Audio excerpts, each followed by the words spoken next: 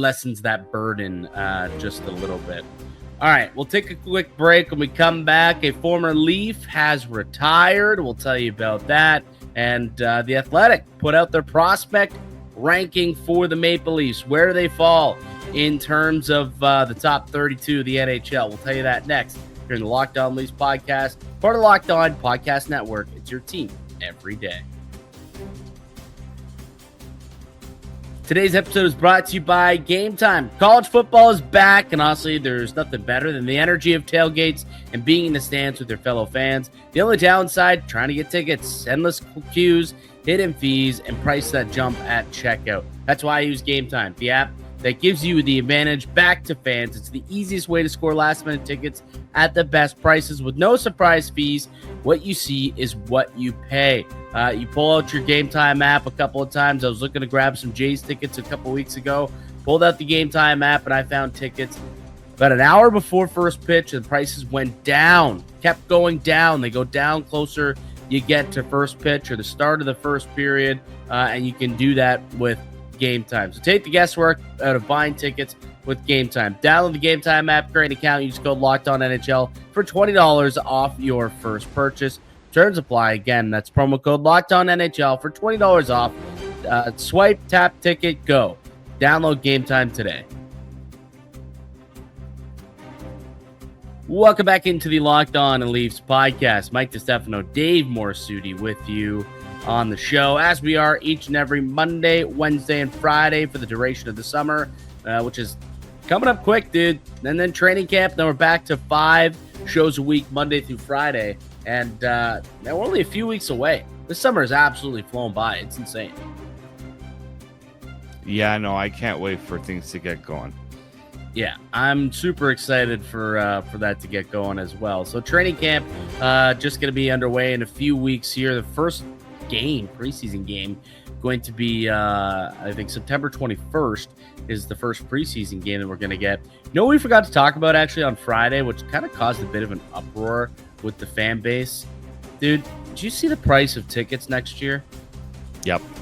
What the hell is going on? The Maple Leaf ticket is the hottest ticket in the city. I get it. It may be one of the hottest tickets in hockey, but they were already astronomically expensive, and then they just kicked it up a notch this year. Like, what? Why do they got to do this? Why did the Maple Leaf? Because people continue to pay the price, man. That's why. Oh, it's gonna cost like $1,000 for a fan for a date night to go to a Leaf game now.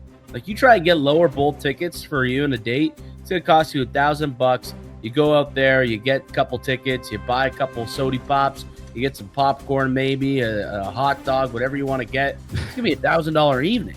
It's insane. Like it just makes way more sense to just go on a road trip.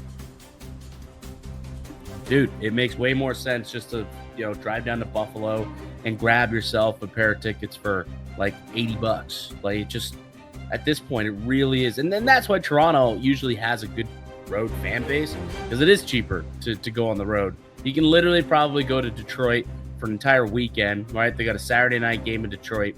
Go there for the weekend and spend the weekend there, get a hotel, enjoy yourself before or after, and it still probably would be cheaper than just grabbing 2 tickets and taking a TTC down to the bank.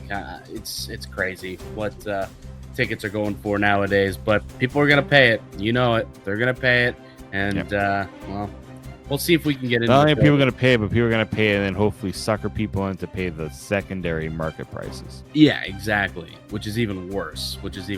But if you use Game Time, at least you can get yourself, $20 off your first purchase using the code LOCKEDONNHL. There's a beer right there.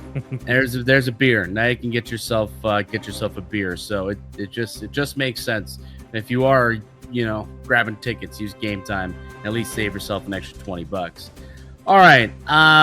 So Tyson Barrie actually announced his retirement today, and Tyson Barrie had a very interesting career with the Toronto Maple Leafs. And revisionist history, we always look back on that trade and think that it was arguably one of the worst trades in Maple Leafs history, and probably the worst trade in Kyle Dubas's tenure as a Toronto Maple Leaf. Although he claims that the Mason Marchman Dennis Mulligan trade was the one that keeps him up at night. He said that on a Cam and Strick podcast recently.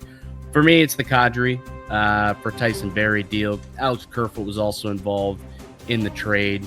And I feel like because of that, Barrie never truly got a fair shake here in Toronto. Like the second he got here, people were like, he's not Nazem Kadri. And people just wanted Kadri back. They still want Kadri back in the fold. And since Barrie just never really found his footing here in Toronto, it turned out to be one of the worst trades ever. No, it just felt like another one of those deals that was made where the coach and the GM just were not on sync with it. No, not at all. Like there is no Mike Babcock's game in Tyson Barrie, none whatsoever. No, he didn't play him on. He tried him on the top power play, didn't work. Okay, we're gonna take him off. As soon as Sheldon Keefe comes, Tyson Barrie, you're back on the top power play. And I think he scored in like his first game back on the top. Something like that, yeah. I think it was in Colorado or wherever he's from, I think. And it was in a game in Colorado, I think, is when he ended up getting in there and scoring. And it's just one of those things where you have to you got to build a team not just for the GM's view, but also how the coach is planning to use the player. Yeah, like this just felt like. I hate to say it, but now I really look back at it, it felt like about a bunch of like the Moneyball situations where they're like, you're gonna play Hattenberg at first.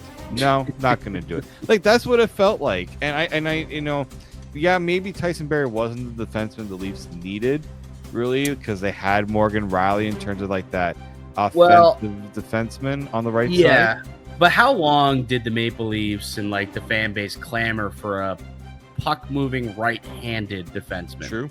Like the Leafs, like everyone's been clamoring that for years. It's like, can't remember the last time the Leafs had a strong puck-moving right-handed defenseman, and that's what was dominating the league at the time, right? So that's what everybody wanted to see. So they made it happen. So Kyle Dubas made it happen. He made a trade. Sent Nazem Kadri the other way, and that was, keep in mind, after 2 straight playoffs where he had gotten himself suspended and really cost the team. So the trust factor with Kadri and the Leafs at the time was frayed, but they brought back what was considered a good puck-moving defenseman. Like, look, the 2 years prior to getting to Toronto and Colorado, this guy was pretty solid. Actually, realistically, like 5 years of like top pair, power play, quarterback type numbers. From 14-15 to would be 18-19, he had 53 points, 49 points, had a down year with 38 points, but only played 74 games that year.